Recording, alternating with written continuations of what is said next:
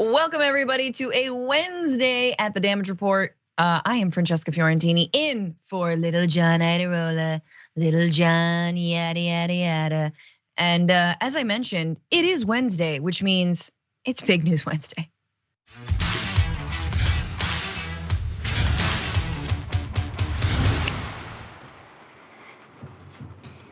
And joining me for Big News Wednesdays, as always, Jayar Jackson. Jayar, I was half expecting the intro to your show. It's fun. It is fun. I like the intro to the watch list. Oh, it's hard. It's hard, but it gets me hyped. I've been ranking them. When I chose mine, I was like, oh, I'm gonna have the best badass beat for all of the lineup of shows, right? And it was like I was trying to rival with Dr. Richie, and then Senator Turner came in with Unbossed, and I like hers better. And I'm so upset at myself. I'm like, come on, bro. It's so nice. It's such a nice change of pace. Yeah. Well, anyway, we love the Damage Reports, and I mean, you can't beat little Kirsten Cinema with a mini backpack doing a thumbs down. Every morning that just gets me riled up in the same way. Yeah, I wait for it. But we have so much news to get to. Some good stuff, some updates on the war in Ukraine, Russia's war on Ukraine, and Republican reactions to it. New insulin price decreases. Are corporations finding a heart? And then a right-wing influencer completely stumped when asked to define the word woke. Yeah, we all knew this was gonna happen. And here we have the evidence. They have no idea what it means. Stay tuned for all of that, of course. Make sure you are liking the stream, you're sharing it, you're letting people know that you're watching right now. And send us your comments, your super chats. We're gonna read them along the way. And we're gonna have some fun at the end. It's not all gonna be serious. But first, we gotta dive into some financial news. Jayar, are you ready? Is anyone ever ready for this? No. But there's a lot to get to. So it's a fast news Wednesday, not a slow news.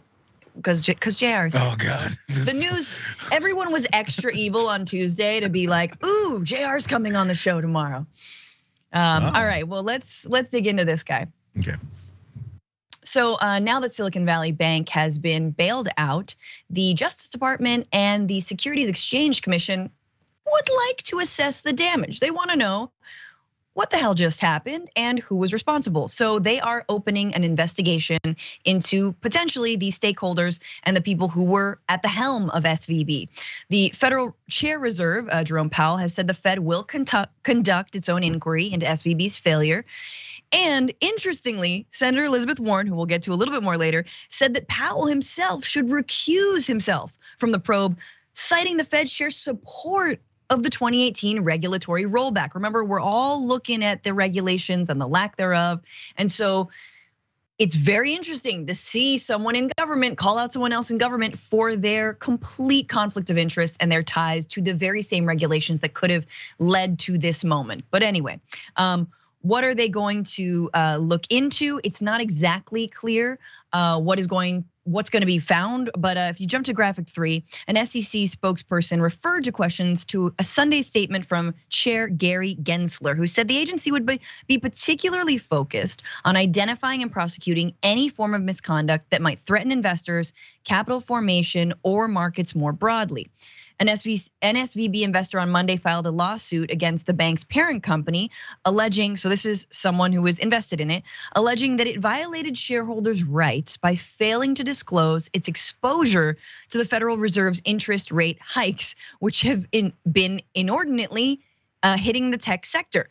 The complaint, which seeks class action status, also names Becker and SVB Chief Financial Officer Daniel Beck as defendants. Okay, so let's rewind a little bit. Becker, right, is the head of SVB. Now, what was he doing in the lead up to this complete collapse? It turns out that not only, of course, was he one of the people who encouraged the deregulation of mid-sized banks and small banks like SVB, but he actually sold his shares.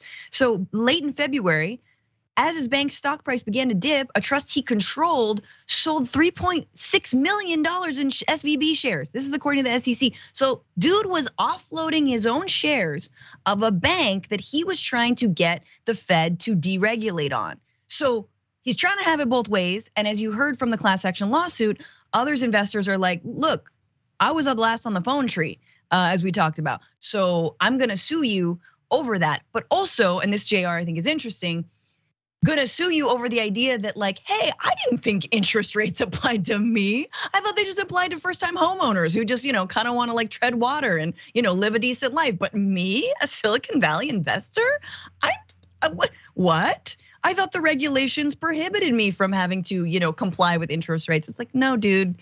Anyway, what are your thoughts on this and the sort of the investigations now taking place? This is one of those things now. So as this is blown up, and of course, actual regular customers that were involved with this bank whose money was at risk, and then of course, as other folks started pulling it out, is when all this went crazy. Have you seen any of these types of things, at least specifically in this story, about them talking about representing these customers, these folks who were at risk over this, who weren't privy to this information, who maybe couldn't pull out their $3.6 million or their investment and all this stuff in this bank? They're talking about how they want recourse because the people with all this money and all this power and influence and position are now over the barrel, I think is the term. Right, yeah. Now that that's happening, they're looking for their money back or some kind of punishment for the folks who did this to them. We still haven't heard, at least to a large enough degree, to this type of thing about these regular folks who have been affected by this. Those folks, who cares? Small potatoes, who cares about those folks? But we will find from these folks now having to go back and forth suing and countersuing and bringing all this to light is all the dirty things that were happening behind the scenes, which of course we're seeing now in the types of deregulations that was going on and how they knew how it could go that way, and they're protecting themselves no matter what. And if we're paying close enough attention, I get it's a little bit, confusing and in the weeds if you're not in this on a day-to-day basis, which I'm not either. But if you start to see it and then people breaking it down for those layman terms for people to understand, you will see where the people who are controlling this money are doing, what is they're doing with your money and how much they care about your investments, your money, your life savings, everything that you've done, your loans that you've gotten, stuff you try to do in investment and trying to live that American opportunity that we always talk about. But we never really give a full lane to that type of opportunity if you're just a regular person. And how and will we change that? Yeah, and I'm of two minds, because I think for sure there's going to be all these lawsuits from, smaller holders at SVB, but at the same time, they knew that they were investing in a risky sector, a tech sector that, bursts and booms at within months, and also that anything over $250,000, which I'm assuming most of the investors in SVB had, was not going to be insured by the FDIC, was not going to be insured by the federal government. And yet, as I think a lot of us have been pointing out, lo and behold, when it all goes kaput, who gets the bailout, right? It's, we're still in negotiations over whether students can get a bailout. But of course, if you're an investor in this bank, you're going to get that bailout. Now, there's some looking ahead to how do we prevent this from happening? And I think we all know how, regulation. So Senator Elizabeth Warren and Representative Katie Porter have both introduced a bill that would roll back these Trump era regulation rollbacks. So rolling back, so bringing regulation back. The bill is called the Secure Viable Banking Act, and it would put banks with at least $50 billion in assets, which seems like a lot, back under strict Federal Reserve oversight and Dodd-Frank Act stress tests. A bipartisan 2018 bill to loosen Dodd-Frank raised that threshold to $250 billion, which exempted the Silicon Valley Bank and dozens of other banks from the strictest federal oversight. I mean, and this is where we are, JR. It's like, if $50 billion, which honestly seems like a hell of a lot of money to me, if that is enough to cause panic in the marketplace that maybe other banks would go over, then that is a bank big enough to regulate. So you got to regulate it. Anytime they're trying to fight and lobby against those regulations, that's always a good an indication of what they're trying to avoid. Again, it all depends on where people are in society. If people are asking for certain amounts, if you're asking to raise your credit limit for credit cards and then your bank looks at how much you make 25, 30K a year, and you're like, yo, I'd like that $15,000 credit card, please. They go, you can't do it, bro. What's the matter with you? All the time. Yeah. Yeah. But when it comes to folks who then, if they're over, if they're over their skis, it's okay. We'll figure it out because now you're too big for us to deal with. But we won't call it too big to fail because that's become such a normal, common term now from regular folks who understand how horrible that is. So we'll just say you're a medium-sized bank and not tell you we've raised and loosened these regulations to $250 billion. What kind of medium undersized bank is that? But they like to say community banks, the things in your neighborhood, in your town of 25 to 30 people. That's not the situation, bro. These are banks that are even getting naming rights on stadiums and buildings like that, but we don't consider them large or this big. They do. I mean, what's interesting, right, is like the right has no line on this, right? Like their line, as we've covered, is just the bank was too woke. But are they gonna be voting for this Porter-Warren bill? Nah, they don't want more regulations on banks. Right? Like it's the free market. Let it do what it's gonna do. Oops, it hits, working people eventually. Oh, a bunch of banks go under. Now we love the government. Oh my God, we hate the government. No government involvement. No, we really need the government now. I'm pulling a jank cry face. But it's just incredible, that amount of hypocrisy constantly. And of course, two senators are just known for being experts in the art of hypocrisy. And they're getting a lot of attention for their former vote to deregulate these banks in 2018. That's Kyrsten Sinema and Joe Manchin, yes, of course. So now they're facing some heat and maybe assessing their former selves and this vote that they took. So CNN's Manu Raju did talk to Senator Manchin. I feel like the two of them are just like constantly bantering and it's very fun.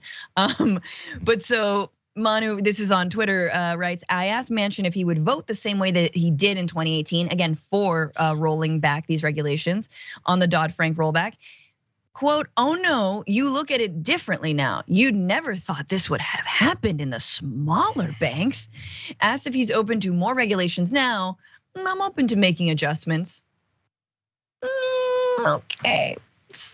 All right, we'll see about that. Then he continued that still allow the small community and rural areas, okay, to still function without over-regulating to the standpoint where they can't participate or they go out of business. You make an over-regulation to the point where they just can't function and you've got to be careful of that.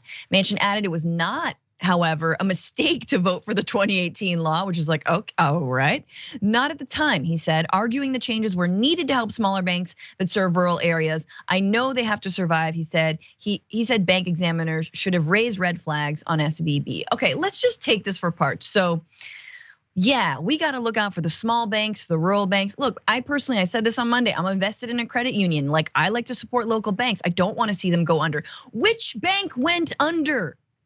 Was it a mom and pop credit union in a rural area? No, it was a place in one of the richest districts, one of the richest zip codes in the country, in Silicon Valley, with tons of VCs flying in, the land of Musk, the land of Zuckerberg. That's the bank that went under, all right? So it's all the same BS when they say like, we really want to support small business owners, Jayar. Who do the small business owners tax breaks? Who does that actually help? Massive corporation. 100%, and this is the thing.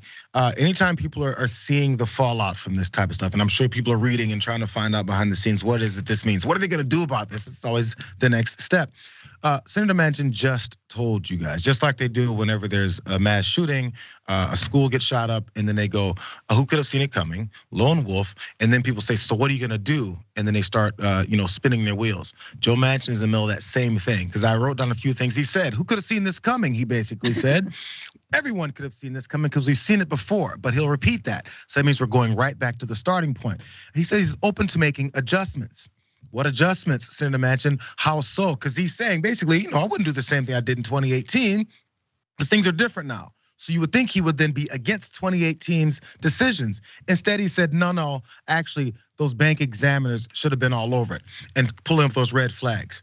If those bank examiners then notified you of these red flags, what would you have done about it? Because you already voted in favor of this type of loosening of these regulations and all this stuff already. So what would you have done differently? Would you have advocated for it? Would you have introduced a bill? Would you have asked for some amendments? Would you have tried to change the mistake? Because the red flags were raised.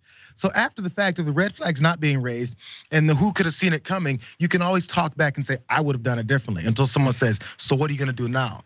And all they have is the same circular argument. So we're back at the beginning. He will do it again. He just said it in a longer version of that. I mean, exactly. The pushback question, and I'm maybe Manu Raju asked him this, is will you raise the barrier for even a penalty of a red flag? Like, I mean, I'm not a sports person, but if you're like, unnecessary roughness is no longer a thing. So you all can just kill each other on the field, then who's gonna put a flag on the ref's not gonna do anything because suddenly the rules have changed. So again, this being like, well, they should have raised a red flag. Bro, you voted for the rule change so that no one would be even looking at them. No one's even examining what they're doing.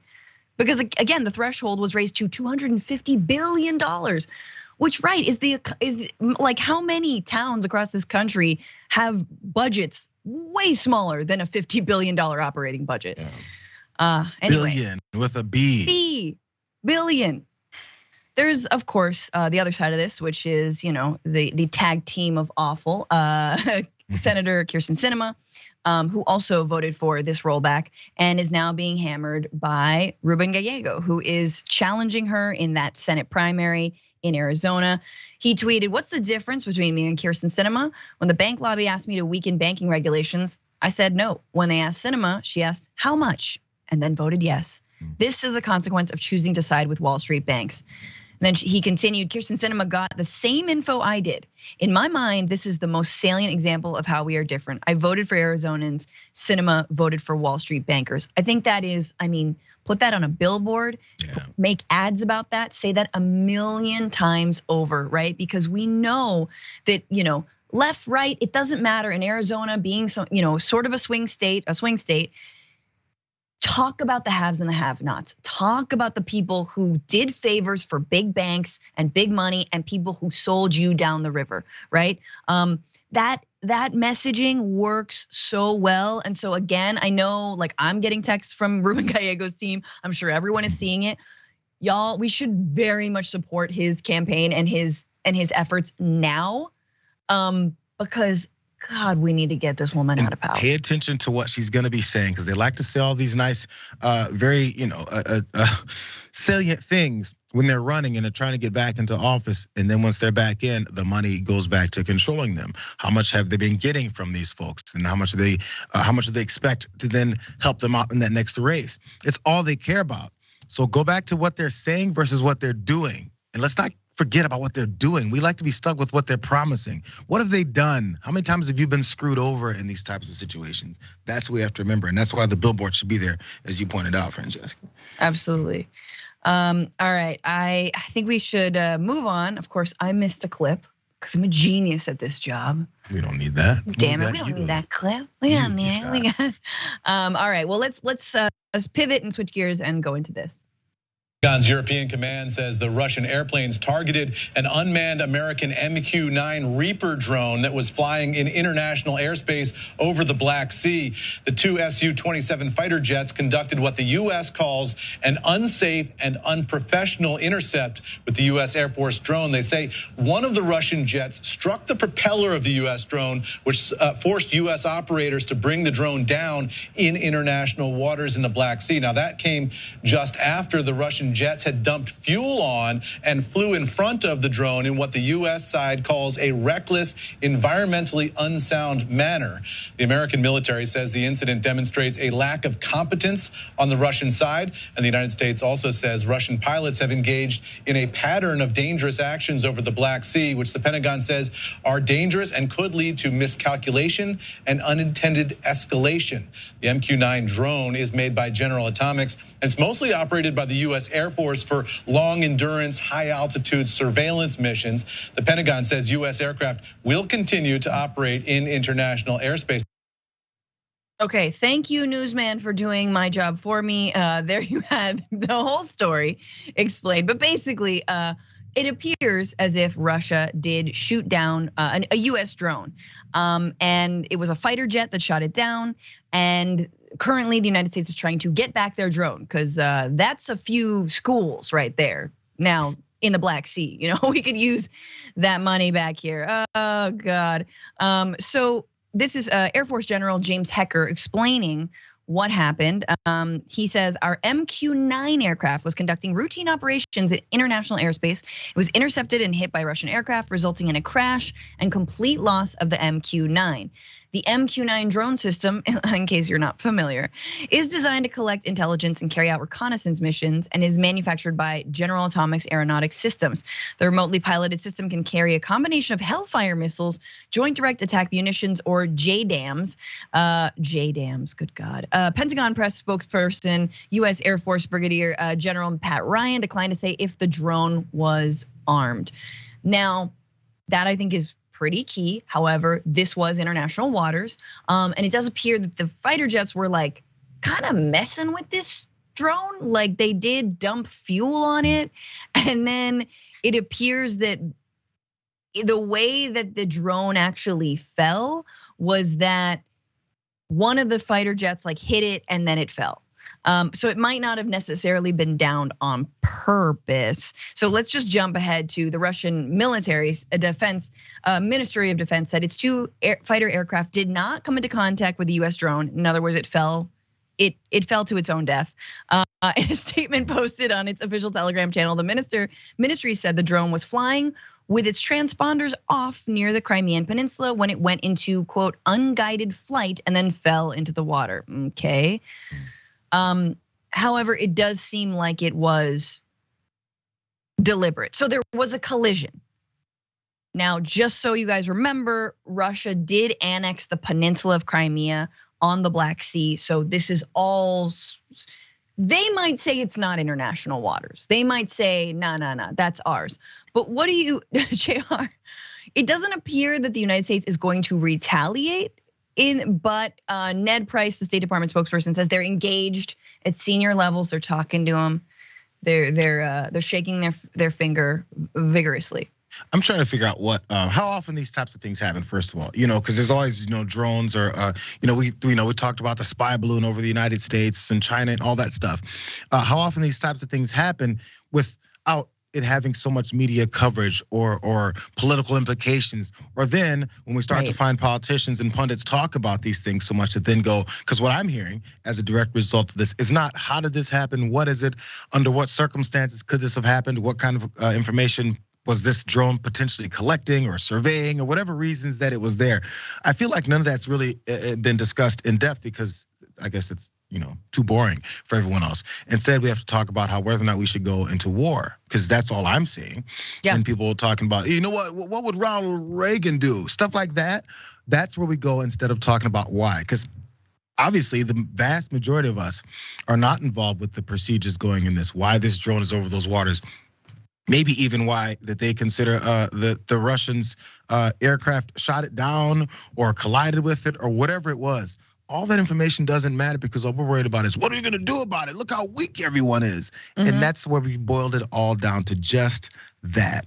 And that's the biggest illustration of our knowledge of our foreign policy, what it is we're involved in, and what we should do when something like this happens. So maybe we shouldn't be trying to tell people what to do when we don't know. Absolutely. I mean, what's interesting about this is it doesn't fit the right-wing narrative, right? And we're gonna get to that after the break. The right, sides with Russia largely, right? They believe that Ukraine started the war, that Biden started this war. And so you're not hearing Marjorie Greene, at all get upset about the downing of a US drone, at least not yet. I mean, she might find a way to spin it, because that would imply that we should be, rightfully standing up to Russia. Instead, it is, oh yeah, what about the Chinese balloon, this balloon, and the China. Now again, as Jayar said, I'm not advocating that we necessarily retaliate.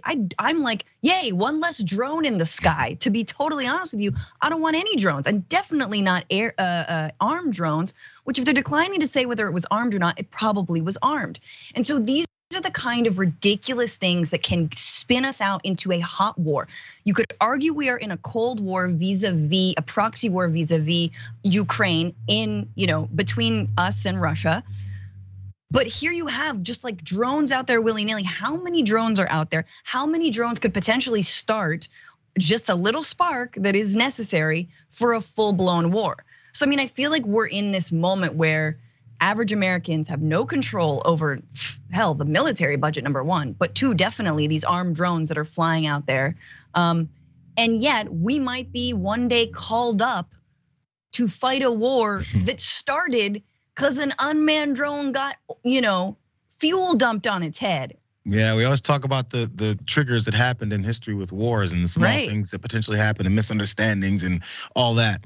But by the way, Francesca, you asked, and just a quick search, maybe not this particular one, maybe there's other elements to it. Each of these MQ-9s, roughly $32 million.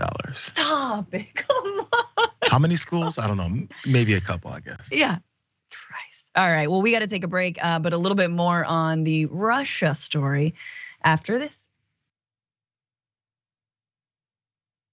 All right, let's see what's going on in the comment section. First of all, I just wanted to draw attention to a tweet that I got from I think someone who's trying to troll us in a positive way, but basically saying we should cover what the Willow Project, and I think we should too, and we'll do it tomorrow. But don't do memes of John Iadarola. Just don't do that. All right, this show crushes. You know it does. You know John cares about climate change. Please stop. Thank you. I want to see this. No, I'm just like I'm so annoyed with people who think that like negative trolling works, but I guess it works. No, we absolutely should cover the Willow Project, which again is the Alaska drilling expedition that Biden has greenlit despite massive protest. But for now, TYT members, hey, thank you so much for supporting. Danny Houdini says big news Wednesday with Jayar Jackson. You're a member, so I'm not gonna say anything. A gift not too often bestowed on us, but most appreciated. Thank you, Dandy. Rar Bear Dragon, damn, is there any dash cam footage? I hope the military has uninsured motorist coverage. Honestly, they should probably go to traffic court at some point. Let's see. Some other member comments, super chats. Day Drunk Disco, member for 27 months. Oh my God, thank you so much. Grandma Sunshine Dragon sending grandma cuddles to the beautiful Franchild. Yes, can you imagine if I name my kid Franchild? Hello, Franchild. Hi, Franny. Hi, Jayar, Dragon, and friends. Thank you so much for the love. Buweeb Jab on YouTube, member for 21 months. Francesca, can you please do Little Johnny Yada Yada? I love it. I did. Little Johnny Yada Yada. Do you know that would be Trump's nickname for him? Oh, John should run for office. Little John Yada Yada, always running his yada. Should never have taken away the beard. Was a big mistake, I thought. Growing his hair. Growing his hair. What's he doing with it? We don't know. Try some more gel, but not with these water pressures. Okay, I'm done. Brad Vertigan, thank you for your super chat. Couldn't it be argued that this community bank, in quotes, was under-regulated out of existence? Yes, it was.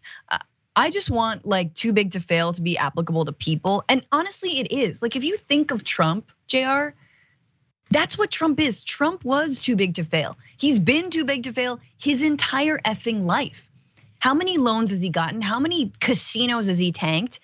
How much have people given him opportunity simply because of his name? And he bragged about it. Yeah. You know what I've done? I've gone around the system. Why would I pay taxes when I don't have to? You guys stupid. He says it out loud. Absolutely. And instead of saying like, oh, we're the dumb ones for paying our actual fair share, his followers are like, yeah. One day I'm gonna be Trump. You're not. Like, I'm sorry, but I don't think any of us are gonna be too big to fail. I'd love to. I would love us all to be too big to fail. The fact that they can't fail is why you can never get to the point where you can fail. Right. From getting somewhere. I'm like, I'm doing those sort of like Always Sunny, like connecting all the red string dots. May Money in the building. Hi, what's up, May? I have been waiting for this combo all week. You two are my favorites, Francini and Jay Yizzy. Which queen of Oakland Dragon shall go dummy for the rest of the day? Love y'all. I had the pleasure of meeting May Money in person and just as delightful. Shadow Dragon Dreamer, thank you for the super chat. Russia's gonna say, leave Ukraine alone and we'll give you your drone back. I mean, honestly, the drone's gonna do some hard labor in a work camp. And thank you, Under His Eye Dragon. Glad Mommy and Stepdaddy Dragon are here to even though Real Dragon Daddy went out for a pack of smokes. I'm reading that comment again. All right, welcome back to the Damage Report with Francesca Fiorentini and Jayar Jackson. We've got a little bit more. He went out for eggs and milk, and we haven't seen him since. John Iadarola went out for a pack of smokes, as one of our commenters has said. But we got some more on Russia. So let me just set the stage. So we all know that the Trump campaign and the GOP at large has been fairly compromised with its dealings with Russia, accepting Russian money in the past vis-a-vis the NRA. But what about news outlets? What lines can we draw between propaganda outlets like Fox News and, I don't know, the Russian government? Well, interestingly, the Republican Accountability Twitter account put together this shocking clip that honestly, to watch this mashup, a little bit sends chills down your spine. Here is Tucker Carlson and his talking points on the Russia-Ukraine war side by side with Vladimir Putin's talking points on the Russia-Ukraine war. The West started the war and we used force in order to stop it. If there is any single American who deserves scorn and yes, blame for the invasion of Ukraine, it would be Joe Biden. The Ukrainian people have become hostages of their Western masters. Ukraine is not a democracy. It's a client state of the Biden administration. The US were training on the future theater of military actions by owning biological laboratories in Ukraine. Military biological programs are under development in Ukraine, financed by the US Defense Ministry. Western countries were setting military bases on our border. The Russians don't want American missiles on their border. They don't want a hostile government next door. NATO took specific actions, expansions to our borders. Getting Ukraine to join NATO was the key to inciting war with Russia. The elites of the West are not hiding their goals. They are trying to inflict a strategic defeat on Russia. The Biden administration wanted all along a regime change war against Russia. The initiators of the sanctions are punishing themselves. So it's not Vladimir Putin who's getting punished, it's American citizens. It's you. The West provoked the growth of prices in their own countries, collapse of energy sector. Gas prices are already the highest they have ever been in history. So the price of natural gas and the price of electricity and food and everything else you buy. I think we should probably take the side of Russia if we have to choose between Russia and Ukraine. That is my view. We're on Putin's side. He really is. He really is, you guys. And look, it is fine to make these points as an individual, as like someone who is analyzing the situation. It is very different to use almost the exact same language as the Russian government uses on your primetime Fox News cable show that is one of the most watched in the nation. And that is what is directly being fed into the American people every single night. He's parroting, Biden started it. It was the NATO expansion, exactly. It was the biological weapons. The American citizens are the ones who have been punished, right? Now, to be honest with you, I think there's a shred of reality in the ways that how could the Biden administration, how could the Trump administration, how could the Obama administration have taken steps to de-escalate any kind of hostilities with Russia to get to the point where we wouldn't have necessarily this invasion? I don't know.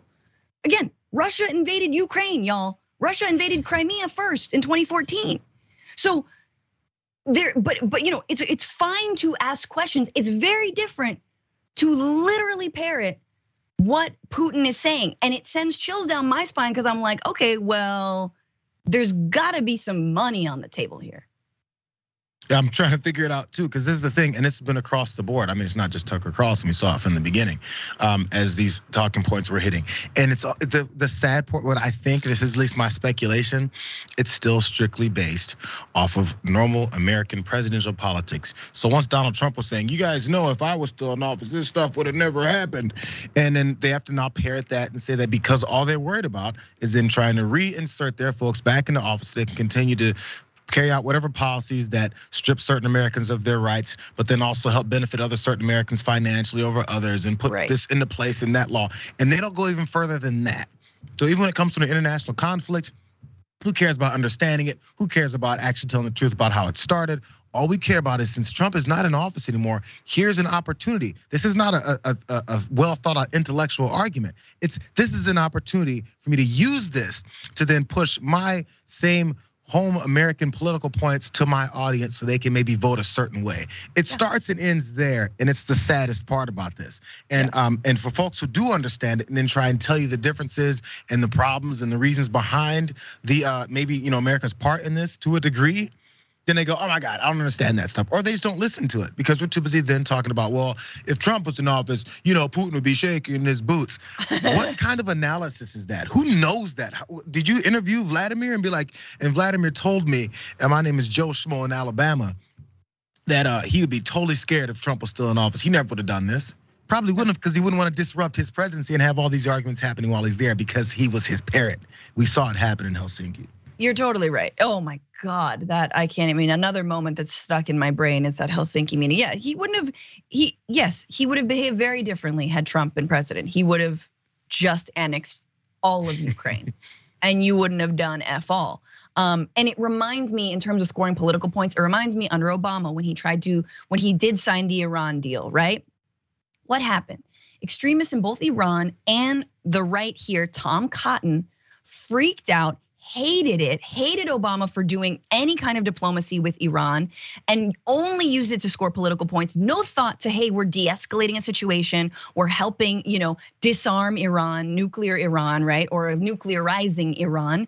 And then what they do, they invite Benjamin Netanyahu, the then prime minister and prime minister of Israel, to come and speak to Congress, basically like dancing on Obama's stage, right? Being like, oh, this is, and they did it all for political points, right? So again, the right dabbles in what I would say like low-key traitorism in order to score points against their political opponents, and also, yes, with no eye to actually what's going on the ground.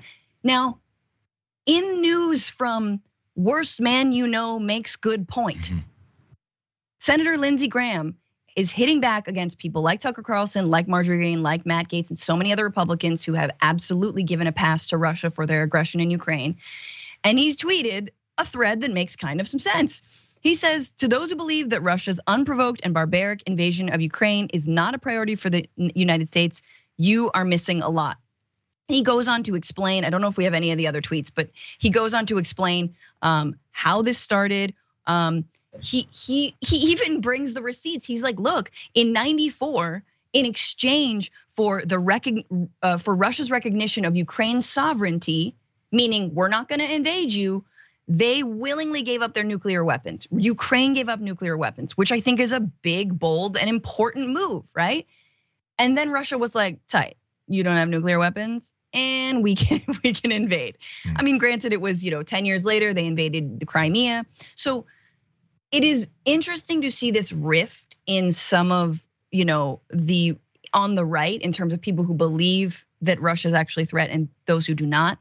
And then of course the question is like, well, Lindsey Graham's also a total hawk. So he probably wants even more money for the Pentagon budget. He's not saying this because he's a good guy. He's being honest about this one particular conflict. But it doesn't mean he's not like a total hawk who's gonna send us into even more endless war. And isn't that sad? That we still have that. And I was talking about the presidential politics. And then as you point out, there's Lindsey Graham with his military politics, or the money going to the military politics, or the fact he likes seeing war, or at least some kind of supremacy as far as conflicts from America over other countries. Whatever the motivations are, people have their own small side notes and reasons why they're doing it. And as we discover them, then that gives you a better approach to seeing why people are saying what it is that they're saying, even if, as you point out, it appears to be right in this particular situation, right? This particular sentence and a few tweets that he tossed out. Totally, it's what we do with that information that really matters. All right, well, let's pivot because big pharma, growing a big heart. It's like the end of the Grinch who stole Christmas. So another company has decided on its own volition to lower the price of insulin to $35 a vial. We'll get into why that's not actually that low. But Novo Nordisk says that it's gonna slash their prices of insulin pens and vials up to 75%. Again, this is following on the heels of Eli Lilly, that insulin maker's announcement that they also are lowering their vials to $35 a pop. However, they're not necessarily reducing the overall out-of-pocket expenses. So this is really important to understand as we go forward with the story. $35 is not the same $35 that Joe Biden has proposed would be the monthly cap on insulin for Medicare recipients. This $35 is $35 a vial. Now, people with diabetes and who need insulin, they're going through multiple vials a month, right? I mean, you guys can chime in, but from what I've been looking at, it's like 6 to 10 vials. It all depends on, the severity, the type of diabetes, et cetera, et cetera, et cetera, what you've been given. So just keep that in mind. But after the reductions, Novo Nordisk, Novolog, and Novolog Mix 70/30 will cost just $72.34 a vial, and $139.71 per flex pen.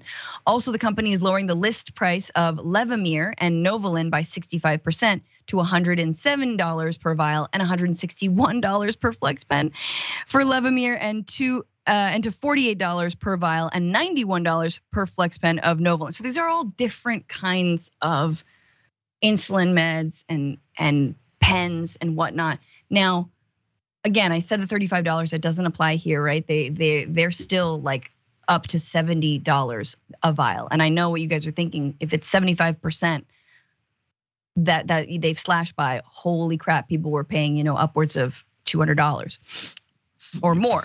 But okay, so Novo Nordisk's move comes 2 weeks after Eli Lilly announced a series of price cuts that would lower the price of most commonly used forms of insulin by 70%. Eli Lilly also said it will automatically cap out-of-pocket insulin costs at $35 who have private insurance and use participating pharmacies, as well as expand its insulin value program, which caps out-of-pocket costs as $35 or less per month for people who are uninsured. So Jayar, I'm just lost in the space-time continuum of our private and health insurance programs, big pharma and all this, because basically, if you do buy your healthcare on the marketplace and you have that, this doesn't apply to you, right? So there's all kinds of reasons why people are gonna still be paying more than $35 per vial. And of course, as we saw with Novo Nordisk, they're not going down to 35. They're going down to 72. The headlines when it comes to benefiting these folks and the things that have happened will be like, oh, look, it's capped at $35, as you point out. But then again, what are the details of that? Because we don't read past headlines, then we go to the details, and it's more than just Eli Lilly, first of all. But then again, how about that $35? Because we've come to accept in our kidnapping that we should then even be paying $35 again for something that was already developed. Taxpayer funded. I think I'm on the right medication here. Taxpayer funded. So you've already paid for this. Yeah. But still, afterwards you pay $35 more because they've now lowered it because they care. And that's going to be the general energy and characteristics behind this. But if $35 is so low, why are you still charging $35? Why isn't it zero? Hey, huge corporation worth billions of dollars. Why is $35 so important to you, but then it's supposed to not be so important to me? And I'm supposed to be ashamed to say, yo, $35 is too much. And if you lower it to $5, if I say, $5 is too effing much. I'm a cheapskate, maybe I'm the person who's trying to get by on the system, but who never gets that characteristic? The billion-dollar company who's still charging $35, not on a capped version for the month, but per vial. And then other companies who charge much more for other things. Yes. For some reason that characterization never comes to them. It only comes to the consumers. Yes, we should be very stingy. We should be talking about how, that's still too much. I've already paid for it. If you've already paid for something, do you feel good going back and paying for it again, especially since you need it absolutely for your health? You paid into it. And exactly right. So this is, a lot of this seems to be preempting the fact that Joe Biden, under the Inflation Reduction Act, has passed that in 2024, so not yet, no one on Medicare will be paying more than $35 a month for insulin, right? But it also comes from, it seems, overcharging for insulin in the past. So in Eli Lilly's case, they were being required by Medicaid to reimburse state programs after having gouged them for their vials of insulin. And this move to lower the price by their own volition, that move actually is gonna save them some money. So this is from Politico, but it's been reported multiple places. State Medicaid programs would have generated about $150 in revenue for every vial of Humalog they purchased had Eli Lilly, the pharma company, had not capped its prices. About $140 million in revenue nationally, based on calculations by Sean Dixon, a drug pricing expert at the nonprofit West Health Policy Center. So effectively, they preempted what they needed to pay back to these state Medicaid programs because they effectively swindled them out of money by overcharging them for insulin. And so now by lowering it, they can skirt the penalties that they would have already had to pay. They're so magnanimous. They care about you and your health. That's the reasons why they do these things. Okay, yeah, and let's just jump down before we take this break to graphic 7. I just want everyone to know, a Yale University study published in July 2022 found that 14% of insulin users are spending at least 40% of their income after food and housing costs on insulin. A 2021 study found rationing behaviors to be common among a sample of 982 people with diabetes, with 16.5% reporting they often skipped doses, took less insulin than required, or delayed purchases to save money. The United States spends more money on insulin than any other nation in the world. We pay more for that drug, that necessary drug that again was sold for $1. It was $1 back when the Canadian researchers actually discovered it, I believe. This is the result of capitalism, you guys. I mean, what? Business is to do this. It's insane. We got to take a break though, but there is more news on the other side of this.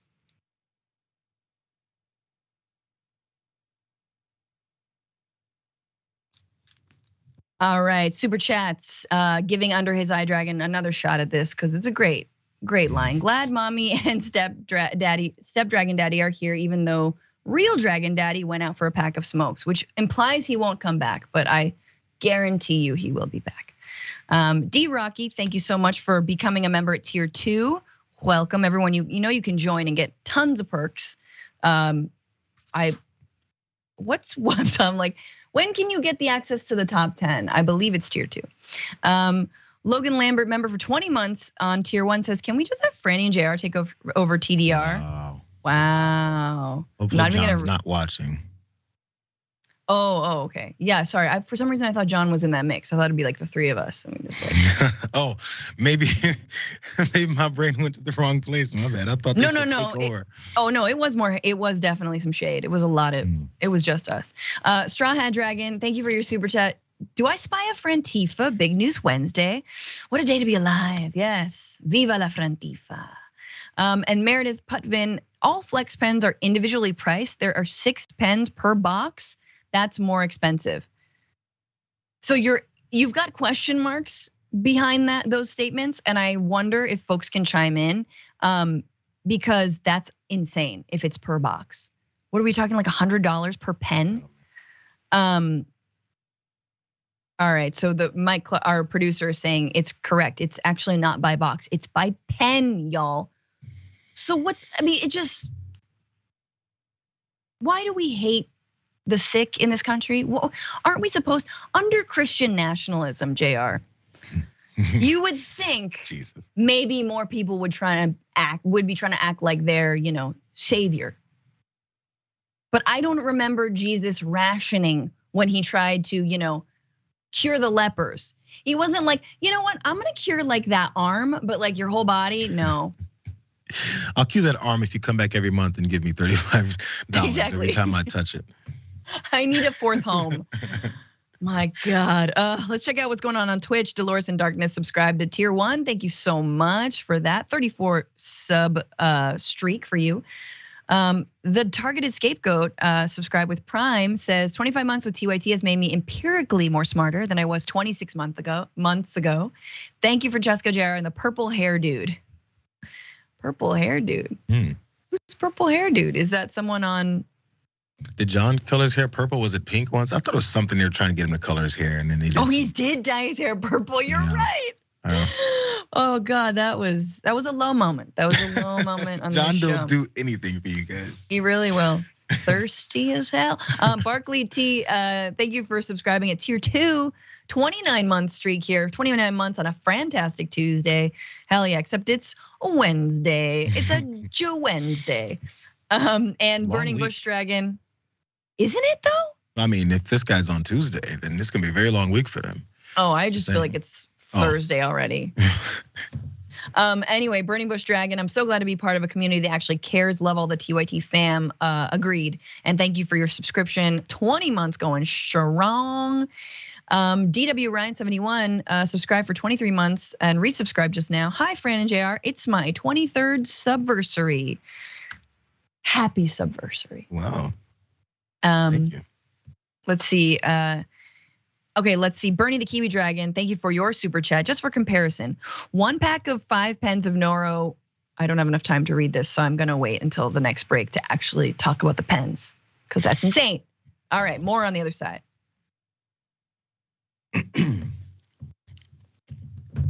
Okay, Francesca Fiorentini, Jayar Jackson, back with you with some more stories, of course, beginning with this.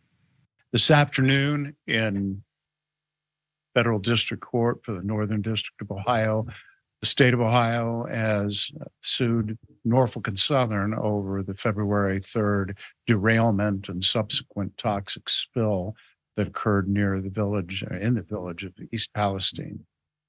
This is a 53-count complaint, 106 pages, and looks to hold Norfolk and Southern responsible for their actions.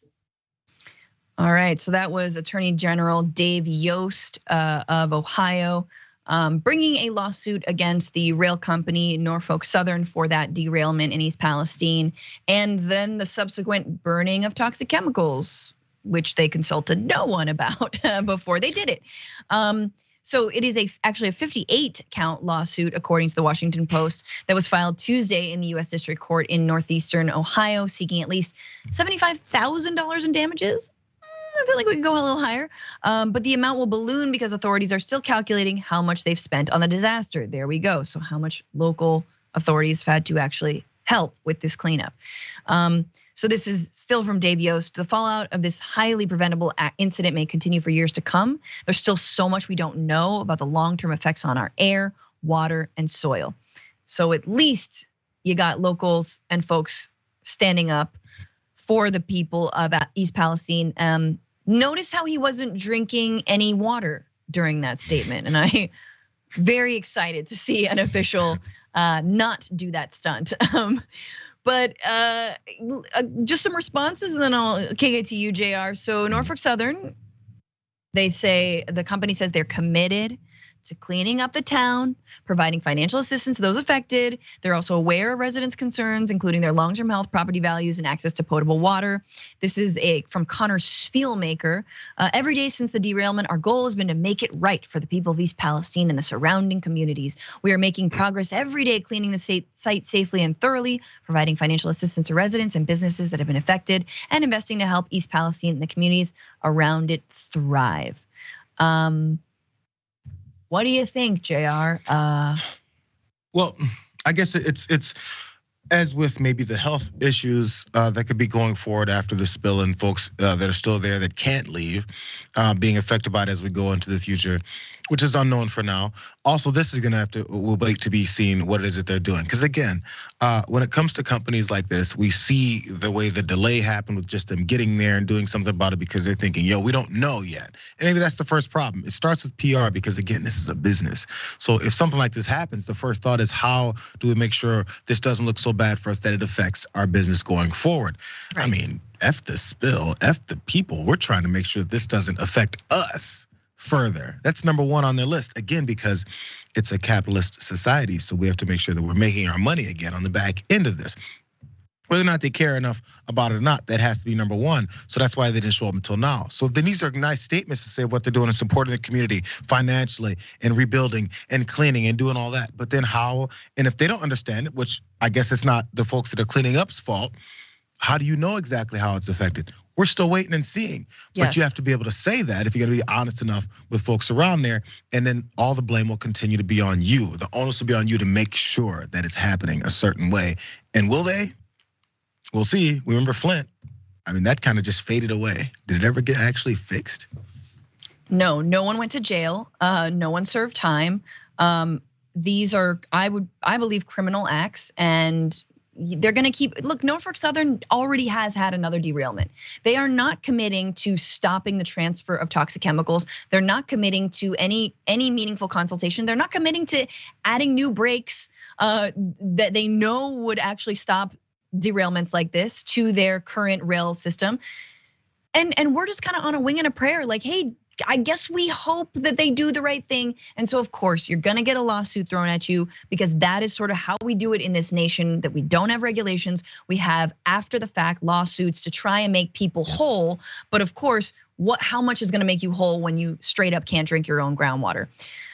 Let's pivot one last story. If we can do this. Let's just jump right in. That is not okay. No, is lesbianism okay? It is. Yeah. No, it isn't. Why isn't it? Because you touch children, you rape children. I don't touch children. Yes, because you're all evil. Oh. You're evil. God doesn't want you to talk that way to people. Do you go to church? Oh, I'll record you all day. Do you go? Oh, sweetheart. You know who I work for? You know who I work for? Do you know who I am? No, nobody knows who you are. Okay, great. You ought to be ashamed of yourself. You should be ashamed of yourself talking to people this way. No, sweetheart. Yes, sweetheart. I'm actually very proud. Are you the manager? Yes, I'm the manager. Oh, okay. I'm gonna need your name. My business card is right there, but Where is it? No, let me have it. We're so sorry. No, that's not you. Yes, the bigot in lime green with some fun little underboob sweat stains, just yelling at a lesbian couple in a Starbucks in Miami. There you go, Florida woman. Florida woman. This is a Starbucks in Coral Gables.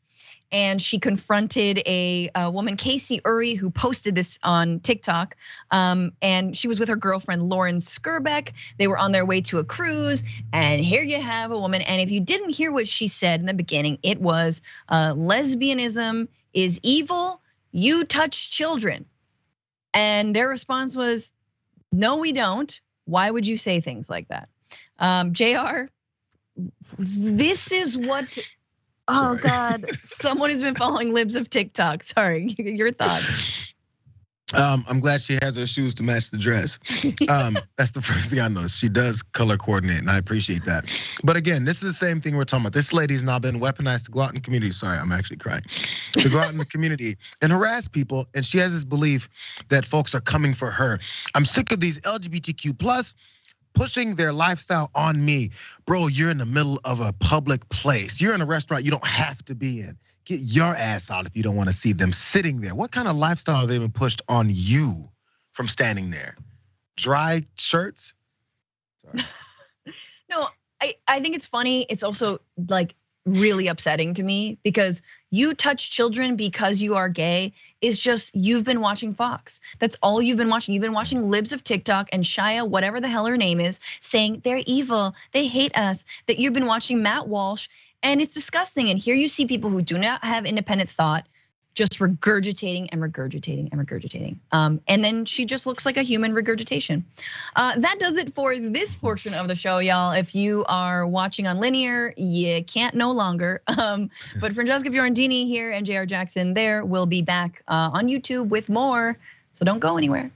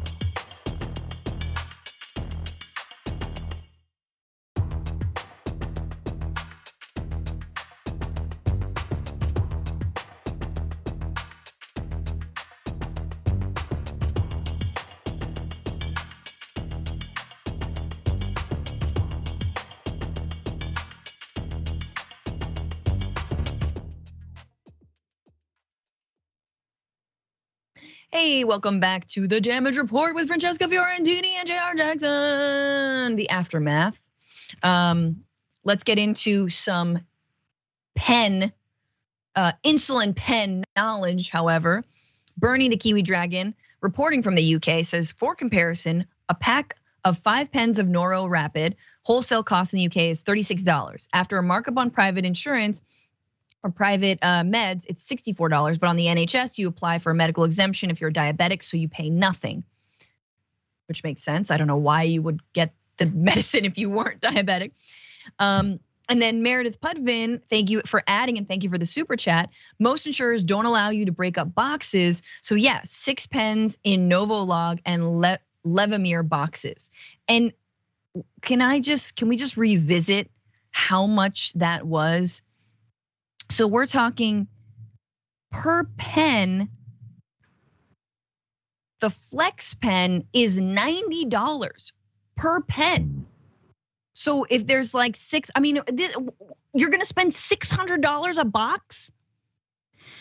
I mean, that's insane. Anyway, thank you guys for, yeah, exactly. For saying, okay, so Mike, the producer just added, don't delete that, dude. Basically, almost $600 for a box of pens. This is Levemir's Flex pen. You know, how is it legal to charge for different parts of a necessary medicine?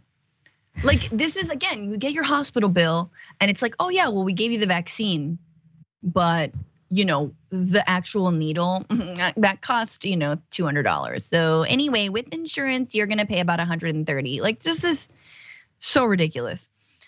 Geek Toy Box, thank you for your super chat. It's the money. Pharma is in cahoots with healthcare to boost the amount of money healthcare spends on care versus overhead. It makes up the difference by investing in / owning pharma. Medicare for all now. It's a racket. It's a racket. And they gouge Medicaid, and that's the thing, y'all. The only reason we know really that they're gouging us is because they've been robbing the Medicaid programs and they've been robbing Medicare programs, right? And so those are what? They're the 2 only government-run programs. Otherwise, we'd all just be in the dark, left to the free market, and they'd be like, I don't know, we just determine it, right? So the only recourse we have is nationalized medicine. The only recourse we have is to try and rein them in vis-a-vis the federal government. And they've convinced enough people that we don't deserve it after saying we're the best, greatest country in the history of Earth. We don't deserve it. Oh. Okay, just a couple more Twitch folks. Cardinal 520, thank you so much for your resubscribing. Drag out 1893, subscribe with Prime, been subscribed for 11 months, says Angola loves TDR. Okay, love that. Hello, Angola. And Smart Smoky Dragon, subscribe for 15 months and resubscribe with Prime. That's what I do. I smoke and I know things and I know more than I used to, all because of the TYT community. Thanks guys for keeping us informed. You folks rock. You know, it's hard. I believe you're talking about marijuana. It's hard to simultaneously smoke marijuana and retain information. So you, sir or ma'am, are just a beacon, you know, truly a beacon. Practice makes perfect, though, I heard. Keep trying. Absolutely. All right, we got a few more very fun stories to get to, starting with this gem. Would you mind defining woke? Because it's come up a couple times and I just want to make sure we're on the same page. So, I mean, woke is sort of the idea that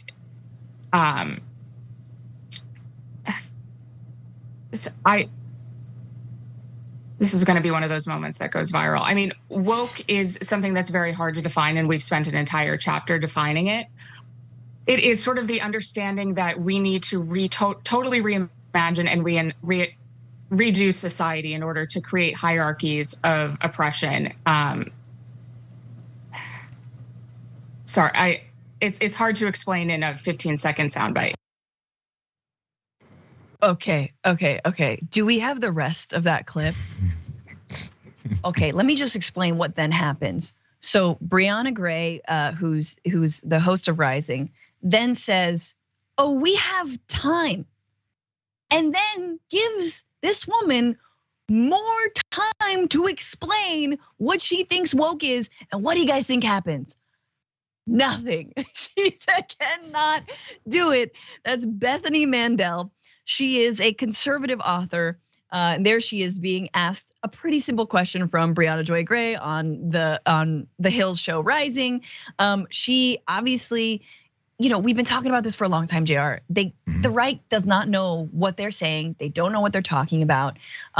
Woke is a word that has been stripped of all meaning, which is very funny that the right cannot define something they hate, that they legislate against.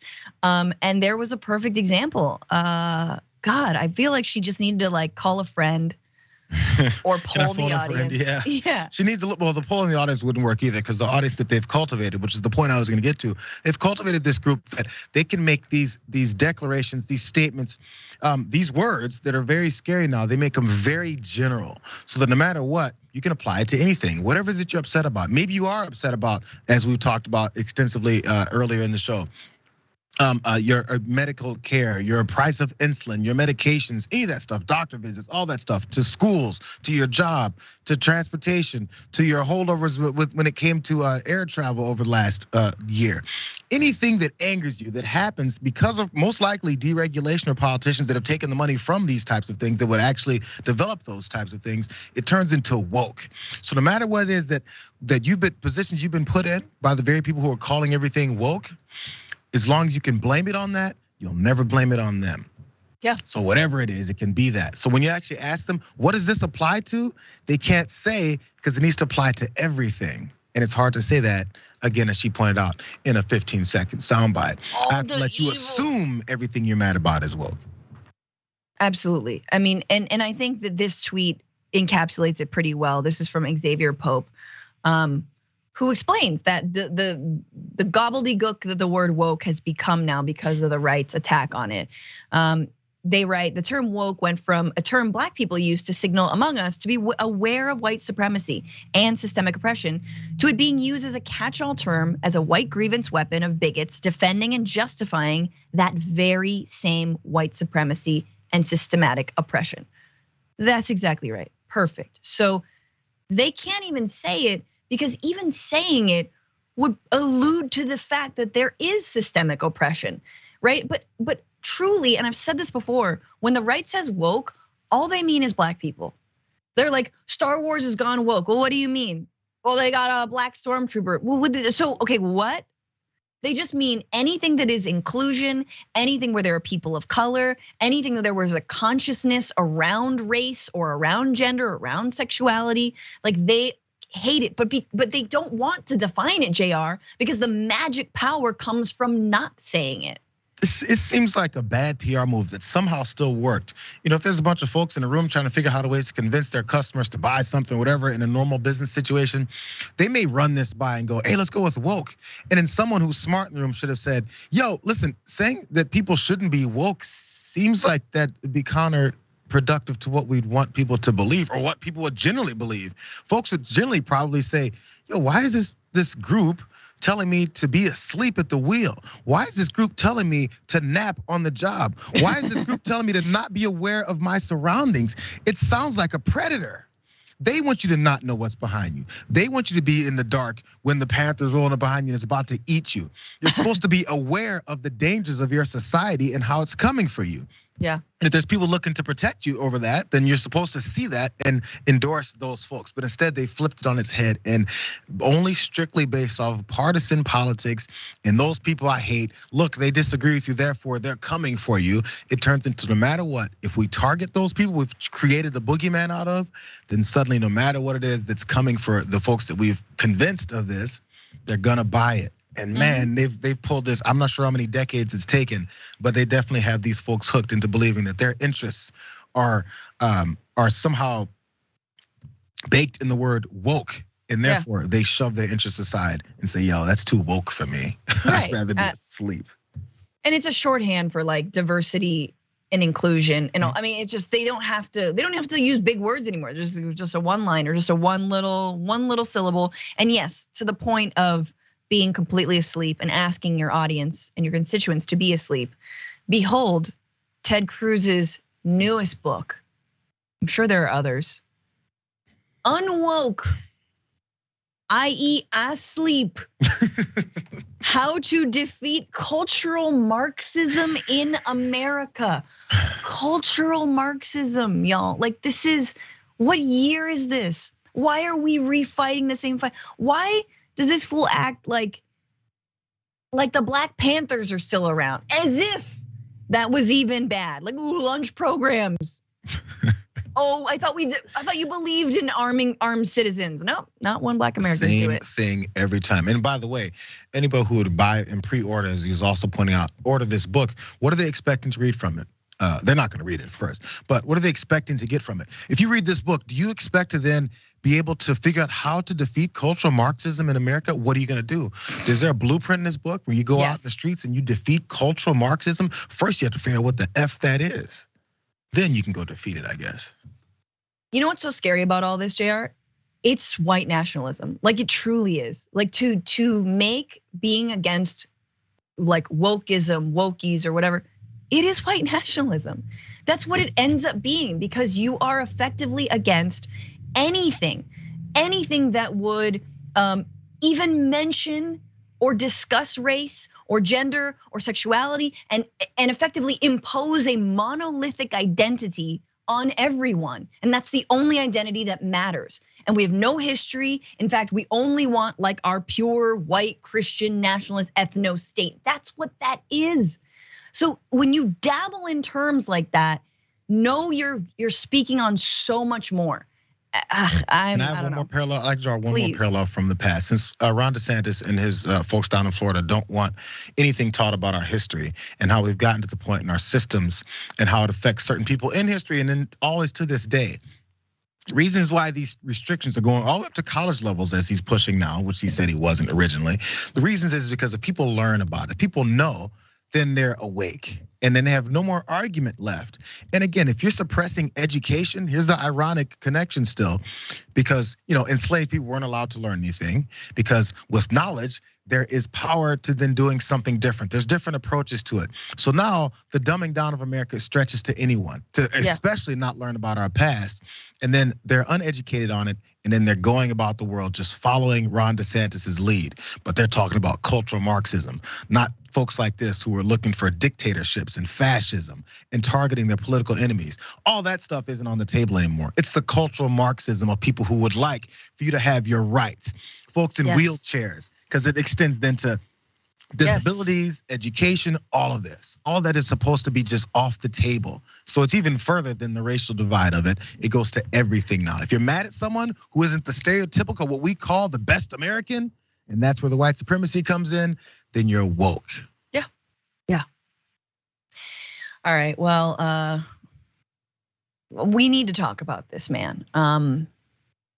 RIP, pour one out, because an ivermectin influencer, that's right.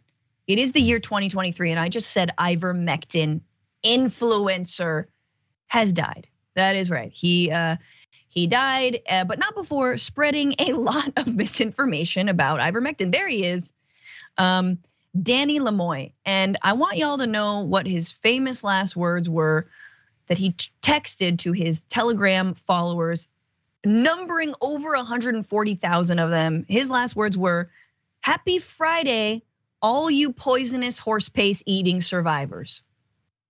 That's real, y'all.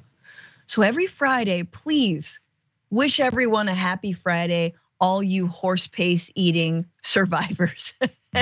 Poisonous horse paste eating survivors.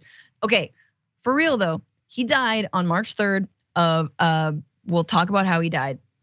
But he was using ivermectin to treat his ailments. He was a proponent of alternative medicine. He began taking it in 2012. He had Lyme's disease, so he was taking it. After 5 months on the drug, he apparently stopped taking any other treatment, and he believed that ivermectin had, as he put it, regenerated his heart muscle. Clearly under COVID, when the ivermectin craze took off, Danny Lemoy found himself an influencer. And like I said, 140,000 followers on Telegram. They would talk about ivermectin, obviously talk about the runs that it gives you. What does ivermectin do? For a refresher, even the levels of ivermectin approved for human use, remember, it is to deworm a horse. and other livestock. It can interact with medications like blood thinners. You can overdose on ivermectin, which can cause nausea, vomiting, diarrhea, hypertension, allergic reactions, dizziness, ataxia, so problems with balance, seizures, comas, and even death. But those Telegram followers definitely took his word. So Lemoy explained away those negative side effects of taking veterinary ivermectin by describing them as herxing, a real term to describe an adverse response that occurs in people who take antibiotics as a treatment for Lyme's disease. So he just kept on saying herxing. So he wrote, my wife has been taking ivermectin for 3 months. She's been treated for autoimmune hepatitis, thyroid, and vertebrae issues. This is a member on the Telegram, not him. She has some serious herxing. Today she has a migraine, vomiting, and severe stomach pain. Does anyone have any ideas how to help? Are these herxing symptoms? And then you can see here, oh my God. Just like, do we have the screenshot? This person went through an entire syringe of ivermectin in 3 days. It varies depending on brand, but one syringe of Equamax, their preferred brand, treats a 1,320 pound horse, guys. So this is a tweet from someone discussing how much ivermectin another person was taking. That's in 3 days, a syringe that it was equal to treat an over 1,000-pound horse. I'm great with numbers. That's insane. That's insane. JR? So, go ahead, sorry. I'll let you finish. No. I need you to jump in here. So, when I saw this, I felt bad for the guy's family because look, he went through the first thing with the Lyme disease, and maybe he was prescribed a certain level, but then he went to the veterinary level and then starts influencing people to do the same. And especially once COVID hit, this was like a money grab for him. So it was almost seen as an opportunity, in my opinion. I don't know exactly what his motivations were in pushing this so hard. Maybe he's just, a clergyman of ivermectin, but he was on the religion of ivermectin, and it made him money, I guess, because he's an influencer on it. He probably went hardcore on it because, again, like in this capitalistic society, you have to sell something or else you're not going to survive. Right. So because of everything else that's been put on us from the costs of things like, going to the doctor, which this person who wrote about his wife herxing, what he thought was that if you ask a question to a form of people who have been lying to you and you don't think, let me go see my doctor, for whatever reason, it could have been from I don't trust my doctor because politicians told me and pundits told me not to I can't afford to go see my doctor because of what politicians and pundits have done and put things into place to make sure that you can't even afford to go see your doctor, which results in this. And it's this circular process of one person using someone else for their benefit because they can't survive without it. Next person then using it, dying over it probably, or killing themselves damn near from these other folks who followed him. And it goes back in that same system, and they never blame the actual reason behind it. It goes back to blaming that next guy, and it happens over and over and over again. There's tons of victims here, and this guy here was one of them, except he found himself on a hierarchy a little bit higher on those victims. He could use lower people for a little while until he killed himself too. Isn't that depressing? Yeah, it's like, yes, we live in a massive pyramid scheme of different pyramid schemes, and the goal is to not be the lowest on that pyramid. Yeah. But the problem is, I mean, look, this feels like a news from back, in 2021, 2020 of the COVID denialism. But for all the people who are like, well, wait and see, when you take the vaccine, you're gonna drop dead in 3 days. Okay, well, we beat y'all, so we're still here, and your horse pace eating faces or asses are dropping like flies, clearly. I mean, look, we should talk about the pre-existing conditions of the ivermectin consumer. He had Lyme's disease. I don't know. Okay, one last thing. He also advocated eating apricot pits, which have a low grade amount of cyanide in them in order to cure cancer, y'all. So this is not only now a Telegram group that is talking about ivermectin, they're talking about eating apricot pits to stop cancer. Amazing. Now, do you think that they've learned their lesson? Have they changed their ways since Danny's death? No. Graphic 8, this is from one of the members saying, no one can convince me that he died because of ivermectin. He ultimately died because of our failed Western medicine, which only cares about profits and not the cure. You're almost there, buddy. So close. You're just. I'm so glad I took that one from you because I knew you were gonna go. No, but this is the thing, Jayar. We just got done talking about insulin. Look, if you can't afford insulin, and then someone offers you an apricot pit and is like, "Look, this also treats diabetes. Why don't you take it?" Like, and it's free or it's the price of apricots. Do you know what I'm saying? Like, we do this to ourselves. And keep handing over our lives to these influencers or these folks who think that they have the answers. Like, no one can convince me because someone else already convinced you and you're stuck in your ways. And as you point out, when you said some people say, oh, you guys that took the vaccine, you're gonna die in 2 days. And then when it doesn't happen, then if that doesn't happen, you know what we can't do then? You can't then say, yo, I think I was wrong. That's those words are the last thing that Americans can ever utter.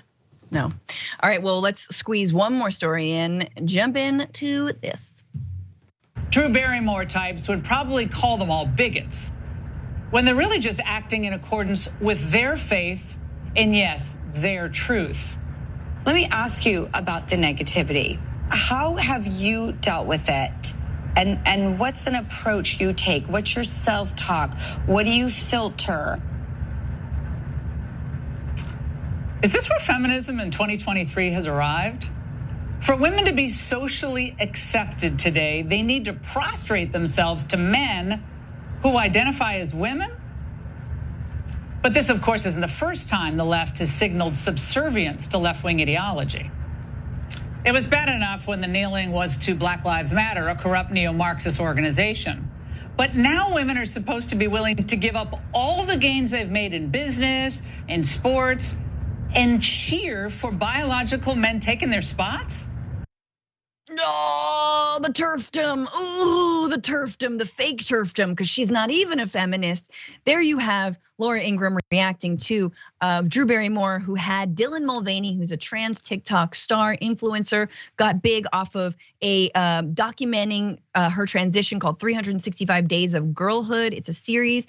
And in this very heartfelt moment, Drew Barrymore gets down on her knees to tell Mulvaney how much she supports her. And specifically, what happened was that Mulvaney said, you know who dislikes me the most? Because Drew Barrymore says, I can't imagine anyone would dislike you. Mulvaney says, me, I dislike myself sometimes. And then Drew Barrymore got down on her knees and said, no, like I'm here for you, I support you. And so this clear, beautiful moment between two people captured on television could only in the right's mind be seen as bowing before the trans patriarchy. And as you pointed out, as you said, she's not even a real feminist. So by the way, I thought the right loved the patriarchy. I thought everyone who talks about the patriarchy are a bunch of screaming feminists who can't get a date and have a man and have a baby. I thought that was the problem with the but now suddenly the patriarchy is a bad thing whenever they push it that way. Again, it's a floating principle that never actually finds a home. Wherever they need to use it, they unleash it and their followers go, oh yeah, that's right. Those are scary words. Now I'm on your side again. Again, this is Drew Barrymore show. I believe it comes on daytime TV. They keep talking about how the conversations about giving people rights is gonna corrupt our children. Yo, what kids are watching this show? What kids are watching this show and giving a damn and caring about what's happening in this moment and go like, wow, I didn't realize that things ever go on. No, what they don't want is regular Americans, adults to learn about that these are real people, because then that'll start changing society's views that they've already indoctrinated everyone to believe. And it's so interesting because it's such a Drew Barrymore move to get down on your knees. In fact, go to Graphic 5, look at all the people she's had on her show that she just her Drew. She just wants to get closer to you and touch your aura. Like she just wants to love you. She does this all the time. And so it's her way of like being intimate and close and Drew Barrymore, right? Yeah. But of course they see it and they freak out and it's in a vacuum. Anyway, I nothing but love for Dylan Mulvaney, whose work I need to now check out. And nothing but love for you all for being here with us on a Big News Wednesday. We did it, we crushed it.